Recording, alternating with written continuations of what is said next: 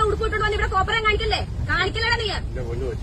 നിനക്ക് കാണോ? നിനക്ക് കാണോ? തെളിവെടുത്ത് വെച്ചിട്ടാണ് ഞാൻ ഇരിക്കണേ സംസാരിക്കുന്നത്. അച്ഛന്റെ പ്രായമായി പോയി കേട്ടോ. ഇത്രയും കൊണ്ട് ഒതുക്കിക്കോ. ഞാൻ പറഞ്ഞേക്കാം, സൈക്കിളിൽ പരിധി കൊണ്ടാ. ഈ കേക്ക് കെട്ടി എവിടെ കേട്ടു? നീ തുണി അയച്ചോ നിനക്ക്? അയച്ചോണ്ടിരിക്കുന്നു നിനക്ക്. ചേട്ടൻ പിന്നെ പോയപ്പോ ശ്രദ്ധിച്ചില്ലേ? ഞങ്ങളെ ശ്രദ്ധിച്ചില്ലേ കേട്ടോ? ഏത് പബ്ലിക് ഫോം ആയാലും ഒരു സംസാരിക്കാൻ പെണ്ണുങ്ങൾ വെറും ഊച്ചാലുകളായി പോകും കേട്ടോടാ. നീ എന്താ വിചാരിച്ചേ? വെറുതെ വീട്ടിൽ അയച്ചു വിട്ടേക്കോണെന്നോ? തന്റെ ഉണ്ടായിട്ടല്ലേ എഴുത്താലും പോണത്?